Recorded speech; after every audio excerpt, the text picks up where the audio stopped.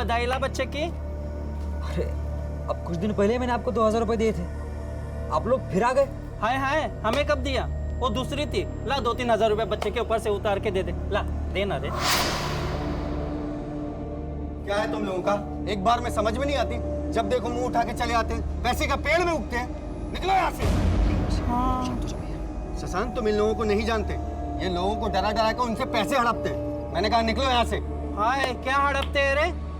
खुशी से 2-3 हजार रुपया बच्चे से उतार के मांग रहे। चल चुपचाप दे दे 2-3 हजार रुपया। चल ला। धमकी धमकी किसको दे रहा हो? निकलो यहाँ से। गलत लोगों से पंगा ले रहा है तू। पछताएगा, एक दिन पछताएगा। श्राप लगेगा तुझे, तेरे बच्चे को देखना। श्राप लगेगा? क्या श्राप लगेगा? भैया चुप हो जाओ तुम प्लीज। ये लीजिए, ये पैसे लीजिए। चल चल, नहीं चाहिए तेरे पैसे मुझे। चल, भिखारी समझ के रखा है क्या? पछताएगा, एक दिन पछताएंगे तुम लोग, देखना। सर वो उस दिन बहुत बददुआ देकर गई थी, वो कुछ भी कर सकती थी। उसके बारे में तो पता चल ही जाएगा, लेकिन वो घर के अंदर कैसे घुसी, जो अंदर से बंद था, और कोई रास्ता भी नहीं है घर में आने का। ये घर की चाबी किसी और के पास भी होती है क्या? हाँ, एक चाबी मेरे घर पर है, लेकिन सिर्फ उस दिन मेरे बच्चे घर पर थे। मैं और हर्षनी तो ऑफिस गए हुए थे। आपके बच्चों की उम्र क्या है? मेरा बेटा मानव 13 साल का है और पिंकी 6 साल की। अब आप ये मत सोचने लगे कि ये काम मेरे बच्चों ने किया होगा। आप कुछ जल्दी ही अग्रेसिव नहीं हो जाते? बच्चों से पूछताछ तो करनी होगी।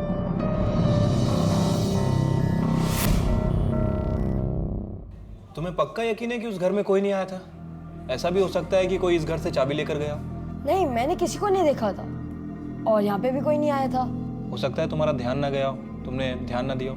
बच्चा थोड़ी ना हूँ मैं। जब मम्मी पापा ऑफिस जाते हैं तो पिंके का ख्याल मैं ही रखता हूँ। 1 मिनट के लिए भी नजर नहीं हटती है मेरी। पिछले कुछ दिनों में तुमने किसी संदिग्ध आदमी को देखा? नहीं अंकल। नहीं सर, ऐसा तो कुछ भी नहीं देखा था। Thank you.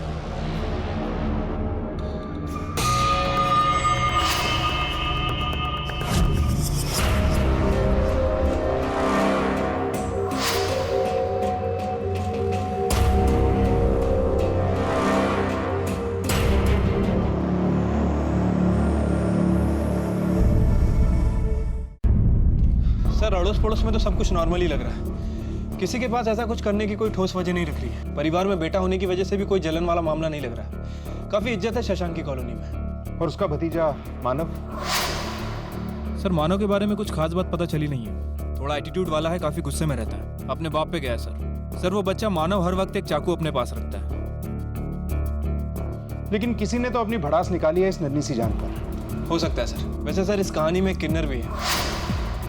शशांक और आजिक्या ने उस किन्नर की काफी बेइज्जती की थी, वो भी पूरी कॉलोनी के सामने। सर, हो सकता है कि इसी किन्नर ने अपनी बेइज्जती का बदला लेने के लिए सब किया। इस वक्त शक हमें सभी पे करना है। पता करो ये कहाँ मिलेगी। सर, मैंने खबरियों को अलर्ट कर दिया, जल्दी उसके बारे में पता चल जाएगा। और मानव के बारे में भी पता करो। हो सकता है उसने किया, क्या उसके पास कोई वजह थी? उसके स्कूल में पता करो, दोस्तों से पता करो, और अजिंक्या की बेटी पिंकी, उससे भी बातचीत करो। उस वक्त वो थी मानव के साथ, शायद वो कुछ बोल दे। ठीक है सर।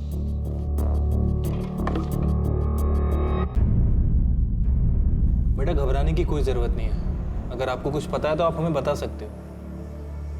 बेटा, अंकल जो पूछ रहे हैं वो बोलो। डरना नहीं, गुड गर्ल। आप अपने चाचा के घर जाते हो? जब अभी हुआ था, जब गए थे, पापा लेके गए थे। आपको अभी पसंद है? अच्छा, आज सुबह आप कहाँ थे?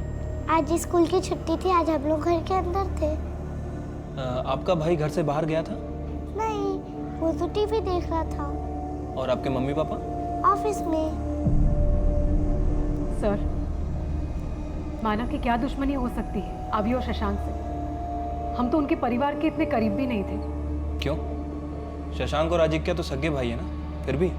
हाँ, पर वो दोनों अपनी अपनी लाइफ में बिजी हैं और मैं भी जॉब करती हूँ, और आजकल कहाँ वक्त मिलता है किसी से मिलने जुलने का। मेरे कुछ खा लो, ले लो, खा लो।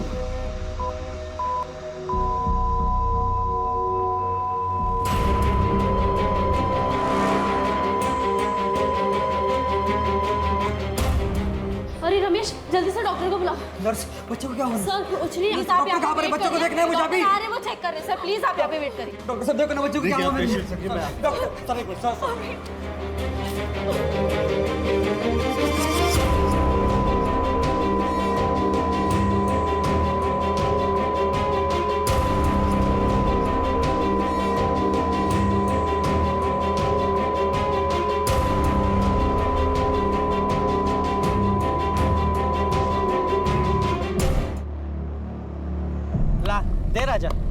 दे।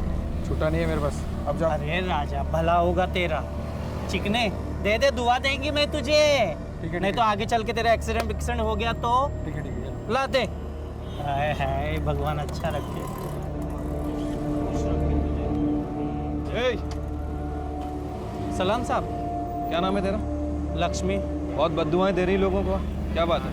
अरे कहाँ साहब, लोग या तो श्रद्धा से पैसे देते या तो डर के। कुछ दिन पहले यही बोलकर आई थी ना एक कॉलोनी में बच्चे के बाप को, जब उसने पैसे देने के लिए मना कर दिया था। याद आया? याद दिलाऊं? गलत लोगों से पंगा ले रहा है तू, पछताएगा, एक दिन पछताएगा। शाप लगेगा तुझे, तेरे बच्चे को, देखना। अरे साहब, उसका भाई बहुत गुस्सा कर रहा था, गाली गलौज कर रहा था। हमारा भी कुछ आत्मसम्मान है कि नहीं? पैसे दे रहा था हमको, लेकिन नहीं, हम पैसे लिए बगैर वहाँ से चले गए हम लोग। चली तो गई, लेकिन गुस्सा तो होगा ना तेरे दिल में। बदला लेने की कोशिश तो की होगी ना तूने? अरे साहब, ऐसे ही हम बदला लेने लगे, राह चलते पता नहीं कितने लोगों को मारना पड़े हमको। ये तो हमारा रोज का काम है। वो किस्सा तो मुझे याद भी नहीं था। और जाओ गुनहगार को पकड़ो, और कुछ मदद लगे तो मैं हूँ यहाँ, मुझे बुला लो। चलो, जय हिंद।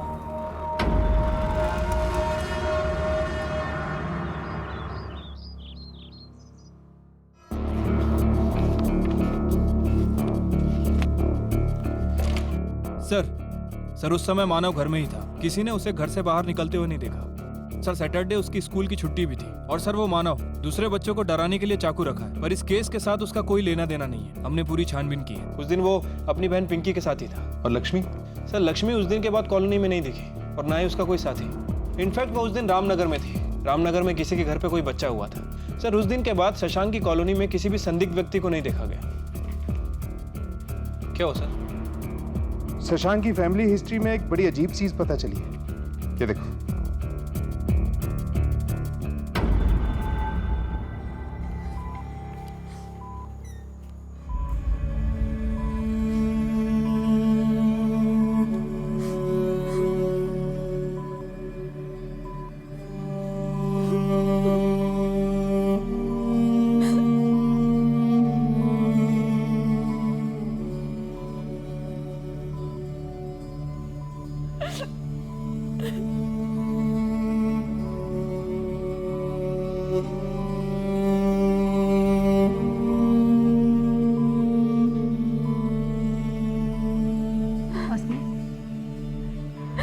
ले बेटा, प्रसाद खा ले। सब ठीक हो जाएगा बेटा। जा, तू कपड़े बदल ले। कल से यही कपड़े पहने हुए हैं तूने। मैं कहीं नहीं जाऊंगी।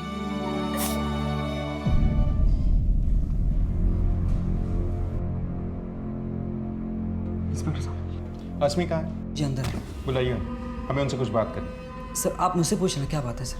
देखिए बेहतर होगा हम उन्हीं से बात कर लें। आप बुलाइए उन्हें। नर्स, अस्मी जी को बुलाइए।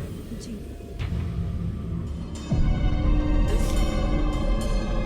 अस्मी मैम, आपको बाहर इंस्पेक्टर साहब बुला रहे हैं। मैं कहीं नहीं जाऊंगी अपने बच्चे को छोड़कर। मैम आपको बुला रहे हैं। कहा ना, नहीं जाऊंगी। सर वो नहीं आ रही हैं। ठीक है, तुम जाओ। जी। सर आपको जो भी पूछना है मुझसे पूछिए। हमने आपकी फैमिली रिपोर्ट देखी है। अभी का जन्म आपकी शादी के 7 महीने के अंदर हुआ है, जबकि अस्मी जी की डिलीवरी प्रीमेच्योर नहीं थी। अस्मी की डिलीवरी की रिपोर्ट के हिसाब से अभी ठीक 9 महीने के बाद पैदा हुआ था। इसीलिए हमें अस्मी से बात करनी है। क्या आपको इसके बारे में पता था? कहीं शादी से पहले अस्मी जी का किसी नहीं सर, बिल्कुल नहीं। सर अस्मी शादी के पहले प्रेग्नेंट थी,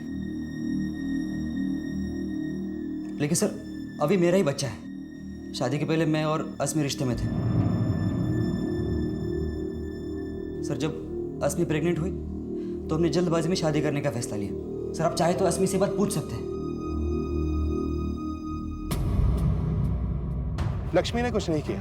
अस्मी जी का भी कोई अफेयर नहीं था और शशांक भी साफ है। कहीं ऐसा तो नहीं कि हम गलत जगह पे इन्वेस्टिगेशन कर रहे हैं? हम घर के बाहर ढूंढ रहे हैं और मुजरिम घर के अंदर ही हुआ तो?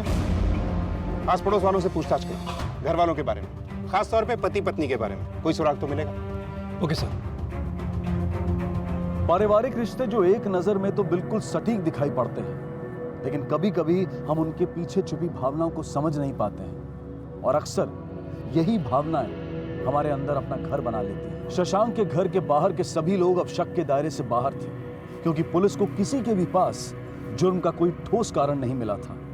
इसलिए अब घर वाले शक के दायरे में थे। लेकिन घर का कोई बंधियाकरण यानी कि कैस्ट्रेशन जैसा क्रूर काम क्यों करेगा? आस पड़ोस के लोगों से तो यही पता चल रहा था कि शशांक का परिवार एक हंसता खेलता परिवार है और पति पत्नी भी बच्चे से बेहद प्यार करते हैं। लेकिन तभी पुलिस के सामने एक और नजरिया आया।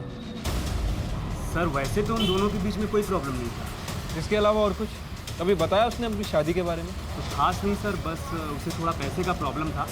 उसने शादी भी जल्दी कर ली थी और बच्चा भी। हर महीने किसी न किसी से वो उधार मांगता रहता था। पिछले हफ्ते मेरे से 10,000 रुपये लिए हैं। काफ़ी स्ट्रेस में था वो।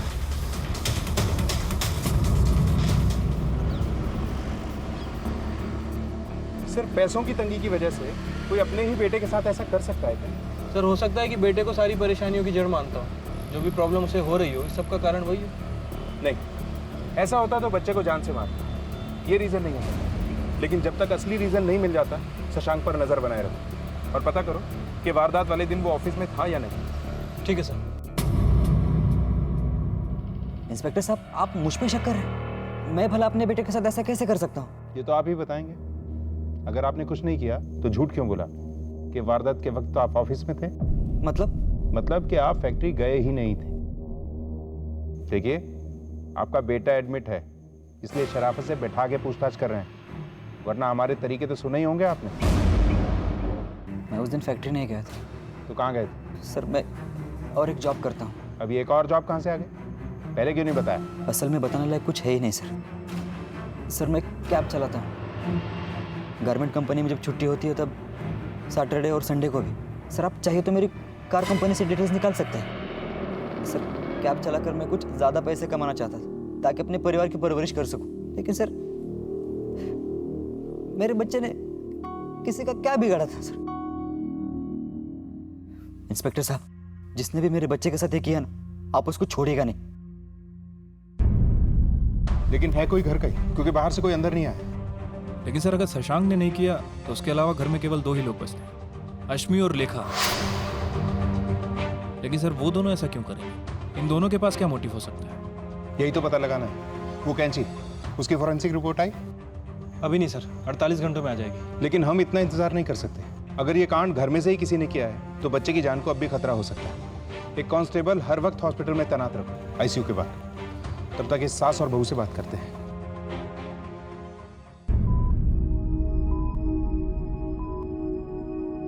देखना, कोई इतनी नन्ही सी जान के साथ ऐसे कैसे कर सकता है? अस्मी जी, मुझे आपसे कुछ बात करनी है। अस्मी बेटा, तुम इंस्पेक्टर साहब से बात कर लो। अभी को मैं देखता हूँ बेटा। जाओ बेटा। आई।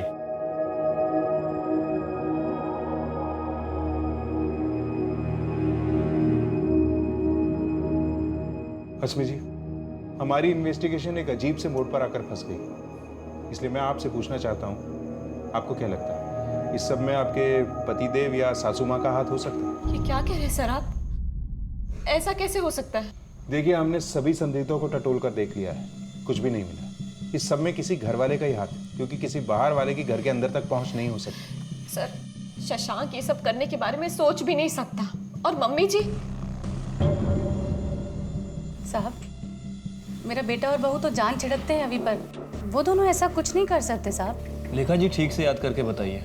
हो सकता है कि आप हमारी कुछ मदद कर सकती हैं। अभी के जन्म के बाद आपके बेटे और बहू में कुछ बदलाव आया? सर, वो मम्मी जी अभी के जन्म से पहले बहुत खुश थी। शशांक के ना होने पर हमेशा पास में रहती थी। मेरा अभी का बहुत ध्यान रखती थी।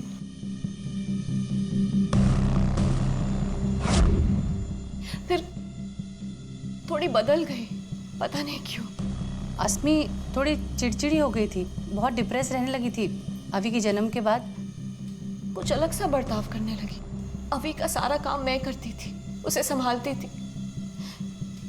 मम्मी कुछ ख्याल भी नहीं करती थी।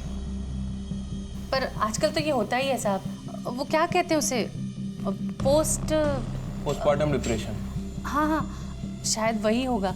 पर साहब, मुझे नहीं लगता मेरी बहू ऐसा कुछ कर सकती है। नहीं सर, मम्मी ऐसा नहीं कर सकती।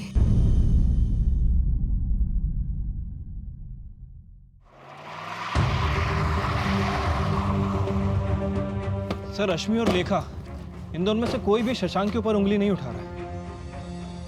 लेकिन कोई प्रॉब्लम तो है, क्योंकि दोनों में से कोई भी एक दूसरे के प्रति शक जाहिर नहीं कर रहा। सर ऐसा भी हो सकता है कि बेटे और पति के प्यार में आकर ये दोनों शशांक के ऊपर आंख बंद करके भरोसा कर रहे हैं। सर ठीक है, जाओ।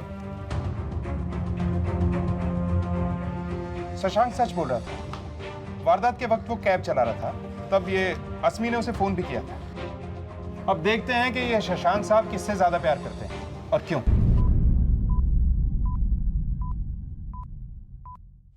इंस्पेक्टर साहब आए थे, उन्हें शक है कि घर वालों में से किसी ने ये किया है। ऐसा कैसे हो सकता है? अच्छा, मम्मी जी, क्या वो ऐसा कर सकती है? तुम्हें याद है मैंने बताया था कि वो कुछ बदल सी गई है। अच्छा, वो भी तुम्हारे बारे में कुछ ऐसी बातें कर रही थी। जब से अभी पैदा हो तुम कुछ बहक सी गई हो। अस्मी, अगर माँ की ये बात मैं मान नहीं सकता तो तुम मेरी माँ के बारे में ऐसे कैसे बात कर सकती हो? वो मुझे दोष दे रही थी। और तुम भी तो मुझे दोष दे रही हो। तुम मुझ पर इल्जाम कैसे लगा सकती बहू? मम्मी जी, आप सच में बदल गई हैं। पहले तो बहुत ध्यान रखती थी हमारा, अब आपको प्रॉब्लम है ना हमसे, तभी ऐसे बर्ताव कर रही है हमारे साथ। हाँ? एक मिनट, क्या लगा रखा ये? हॉस्पिटल है, तमीज से रहिए। डॉक्टर साहब, अभी कैसे है? अस्मी जी, जब तक वो यूरिनेट नहीं करता हम कुछ नहीं कर सकते। उसकी ज़िंदगी अब भी खतरे में है।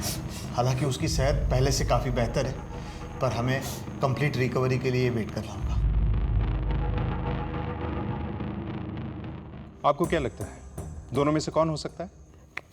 सर आप प्लीज़ मुझे और मेरे फैमिली को बख्श दीजिए। सर वो टेंशन में आकर एक दूसरे पे इल्ज़ाम लगा रही है। देखिए, मैं जानता हूं कि इन दोनों के अलावा और कोई नहीं हो सकता है। और सर मैं ये भी जानता हूँ कि इन दोनों में से किसी ने भी नहीं किया ऐसा। एक तरफ मेरे बच्चे की माँ है और सर दूसरी तरफ मेरी अपनी माँ है। सर वो दोनों ऐसे सोच भी नहीं सकते। दो ही संदिग्ध बचे थे और सर दोनों के ऊपर आरोप लगाने के लिए हमारे पास जुर्म की कोई सॉलिड वजह नहीं है।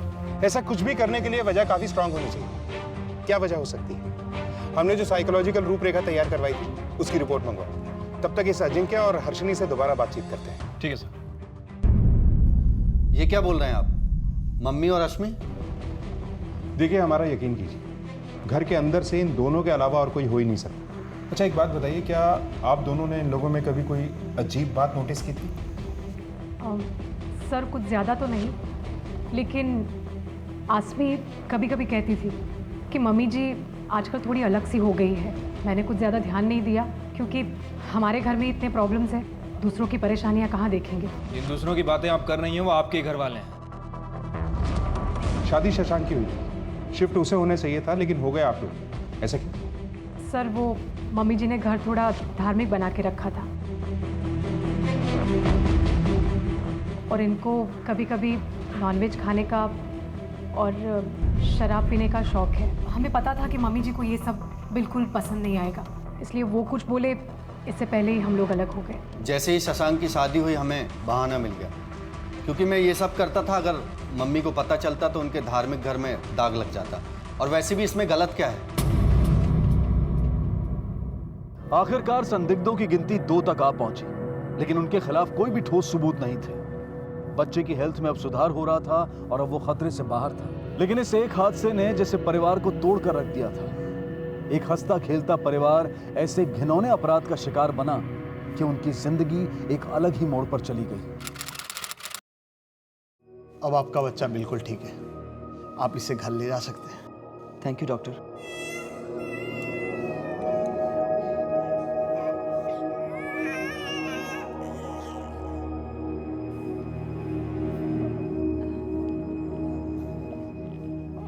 हम सब घर चले?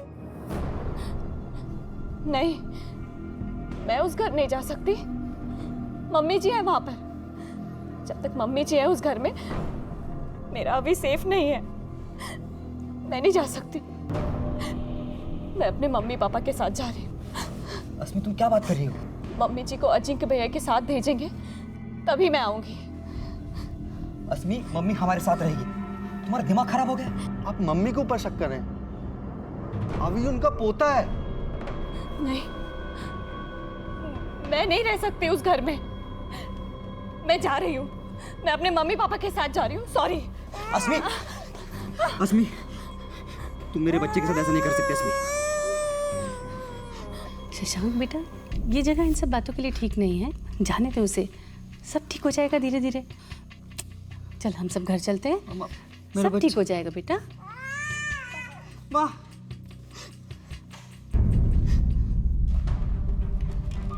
सर, अभी को डिस्चार्ज कर दिया गया है। अस्मी उसे लेकर घर जा रही है। ठीक है, बच्चे और माँ बाप पे चौकन्नी नजर रखो। लेकिन अचानक अस्मी को अपनी सास पे इतना गहरा शक कैसे हो? नजर रखो उस पर। ठीक है सर। सर, वो कैंची की फॉरेंसिक रिपोर्ट आ गई है। रिपोर्ट के मुताबिक कैंची पर दोनों ही औरतों के फिंगरप्रिंट है। जाहिर सी बात है, दोनों ही उसे यूज करती होंगी। ये तो पक्का है कि बाहर का कोई नहीं है। अपराधी इन दोनों में से कोई एक है। लेकिन सबूत हमारे पास किसी के भी खिलाफ नहीं। सर, एक चीज और है जिस पर हमने गौर नहीं किया। सर, हो सकता है कि शशांक और लेखा ये दोनों आपस में मिले हों, और हो सकता है कि हमें गुमराह करने की कोशिश भी कर रहे हैं। सर, माना कि उस दिन शशांक घर पर नहीं था, लेकिन ये हो सकता है कि अपनी माँ से बोलकर उसने ये कांड करवाया। हो तो सकता है।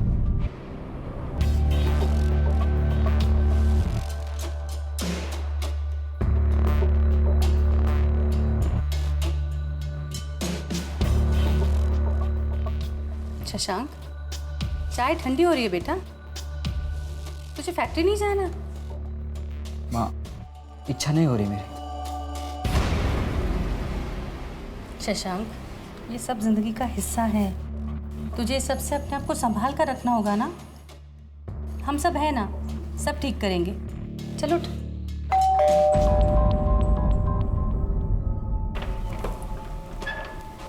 इंस्पेक्टर सर, अभी कैसा है? सर अभी अब ठीक है। मैं उन्हें जल्द से जल्द घर ले आऊँगा। बस वो ज़रा सी डरी हुई सी है। मुझे तो चिंता इस बात की है साहब कि अभी उस पागल औरत के पास है। मैं तो शशांक से कह रही हूँ कि अभी को ले आए और भूल जाए उस औरत को। माँ बस करो अब। कितनी बार बता चुका हूँ कि अस्मी अपने बच्चे पे एक आंच तक नहीं आने देगी।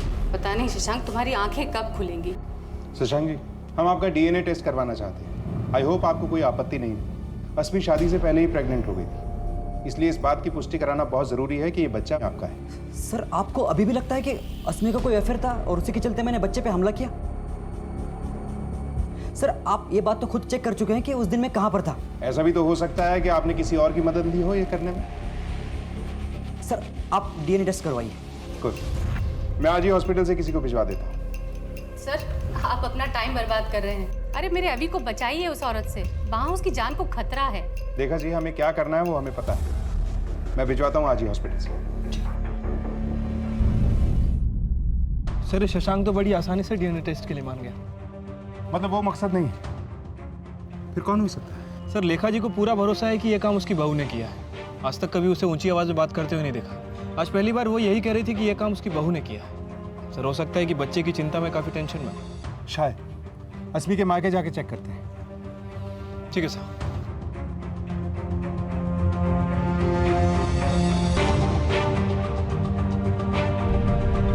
मैं जितना ही इस बारे में सोचती हूँ उतना ही मेरा फैसला पक्का होता जाता है। मम्मी जी के रहते हुए अभी वहाँ सुरक्षित नहीं है। आपकी मम्मी जी भी बिल्कुल ऐसा ही बोलती हैं। वो तो कहेंगी ही, लेकिन अभी वहाँ सेफ नहीं है, ये आप लोग भी जानते हैं। और हम भी इस बात का ध्यान रखें कि आपका बेटा पूरी तरह से सुरक्षित रहे। आप कहना क्या चाहते हैं? अभी को मुझसे खतरा है। सबके लिए वजह ढूंढी है ना आपने, मेरे लिए भी ढूंढी होगी। बता दीजिए। गुस्सा, नाराजगी, बच्चे की वजह से आपको शादी करनी पड़ी, अपना करियर, अपनी लाइफ छोड़कर। तो इस बात का तो गुस्सा होगा ना आपको बच्चे पर। आप ये बातें पहले भी पूछ चुके हैं ना मुझसे, और मेरा जवाब जानते हैं। लेकिन इस बार तो इस मौके का फायदा उठाकर आप अपनी शादी से भी बहुत दूर निकल आई। सर, मैं शशांक से प्यार करती हूँ, बहुत प्यार। ये सब करते हुए मुझे कोई खुशी महसूस नहीं हो रही, लेकिन बस कैसे भी करके हमारे प्यार की निशानी को बचाना चाहती हूँ। कोई आँच ना आए, बस ये चाहती हूँ। मैं आपकी बात समझता हूँ, लेकिन लेखा जी का मकसद फिलहाल साफ नहीं हो पा रहा। हो सकता है उन्हें इस बात का शक है कि ये बच्चा आपके किसी अफेयर का है, शशांक का नहीं। ऐसा कैसे हो सकता है सर? हमने तो मम्मी जी को कुछ बताया ही नहीं था। उन्हें बस इतना पता था कि मेरी प्री मैच्योर डिलीवरी है और कुछ नहीं। मैंने और शशांक ने किसी को भी ये बात नहीं बताई थी, और खासकर मम्मी जी को, क्योंकि सर उन्हें ये सब चीजें धर्म के खिलाफ लगती हैं। अस्मी और लेखा जी के बीच में पुलिस गोल गोल घूम रही थी। बहुत अफसोस की बात है, लेकिन एक हत्या के पीछे का मकसद शायद आसानी से पता लगाया जा सकता है, लेकिन बंधीकरण यानी कि कैस्ट्रेशन जैसे मनोवैज्ञानिक अपराध की वजह ढूंढना बहुत मुश्किल है। वैसे तो दो सस्पेक्ट्स के बीच में यह केस बड़ी आसानी से सुलझना चाहिए था, लेकिन हर कड़ी के साथ ये केस और उलझता जा रहा था। और तभी पुलिस को साइकोलॉजिकल प्रोफाइलिंग, जिससे कि अपराधी की मानसिक रूपरेखा तैयार की गई, उससे कुछ उम्मीद मिली। सर, इस तरह के अपराधों में मन के अंदर बसा हुआ गहरा क्रोध या नाराज़गी बहुत अहम होती है। ये एक दबे हुए भाव की तरह होता है जो वक्त के साथ उभरता है और गहरा होता जाता है, लेकिन जब ये बाहर आ जाता है तब आप अपना आपा खो बैठते हैं।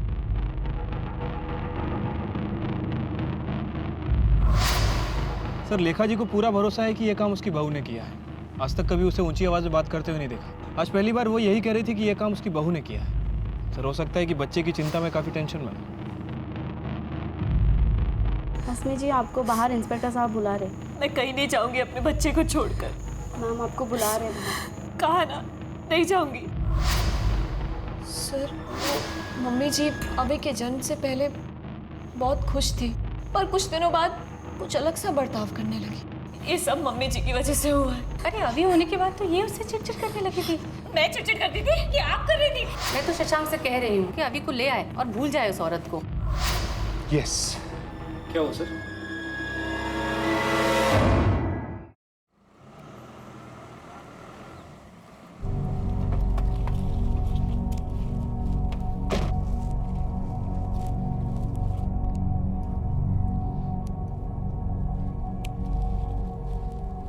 लेखा जी, नमस्कार। नमस्कार। आपसे कुछ बात करनी थी। चलिए ना, अंदर चल के बात करते हैं। नहीं, आप करिए, काम करिए प्लीज।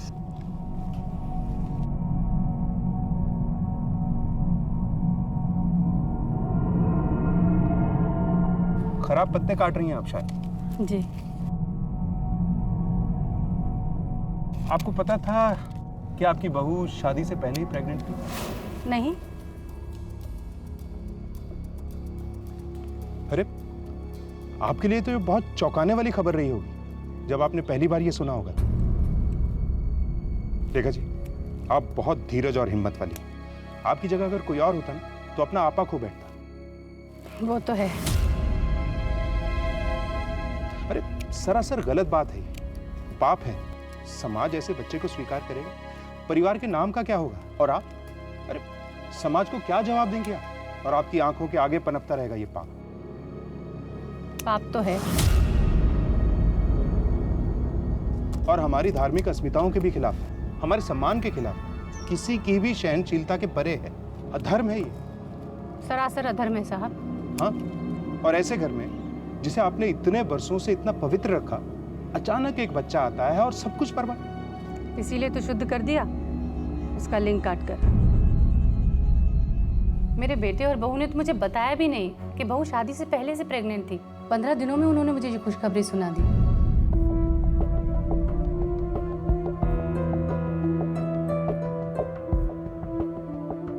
अरे क्या हुआ? क्या बात है? कुछ बोलोगे भी?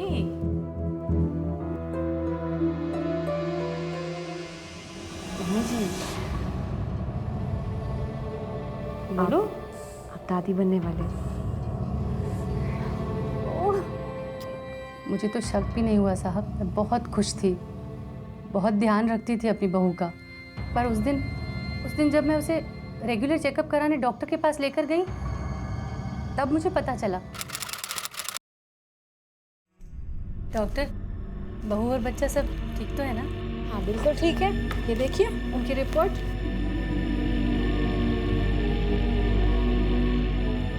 डॉक्टर, ये बच्चा कुछ ज़्यादा जल्दी बड़ा नहीं हो रहा? जल्दी तो नहीं, 5 महीने में बच्चे का इतना ही विकास होता है।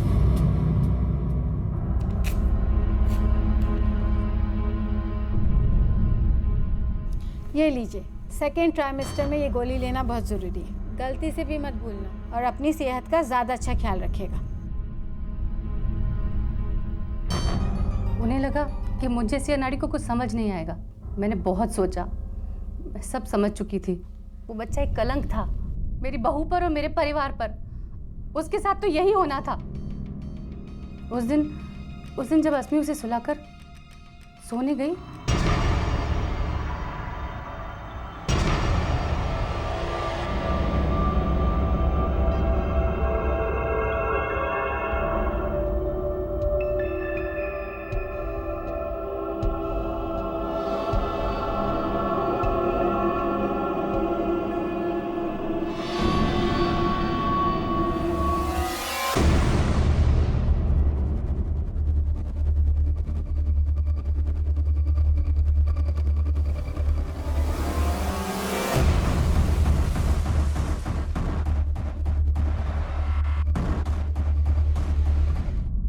उसका शुद्ध करना जरूरी था ताकि उसमें से उस पापी औरत का खून निकल जाए। और तुम्हारा बेटा, ये बच्चा उसका भी तो था।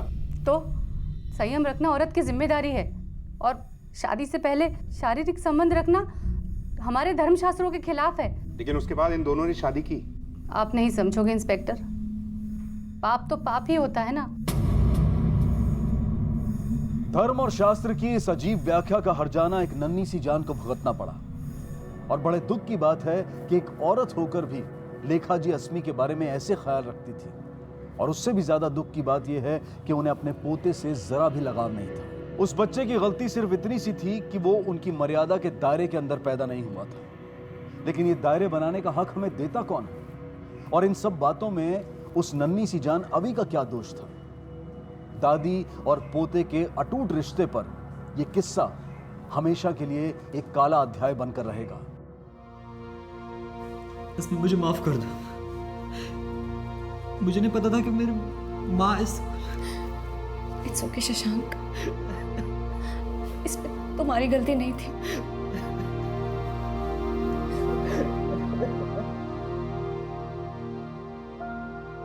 गुस्सा, प्यार, नफरत, जरूरत से ज्यादा कोई भी चीज अपराध को जन्म देती है।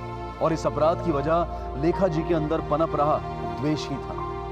ईश्वर और धर्म में अटूट श्रद्धा रखना गलत नहीं है, लेकिन फिर कौन सा धर्म और ईश्वर एक मासूम बच्चे पर इस तरह के अपराध को सही साबित कर सकता है? तब कहां जाता है भगवान का डर? धर्म के नाम पर हम कब तक ऐसी क्रूरता करते रहेंगे?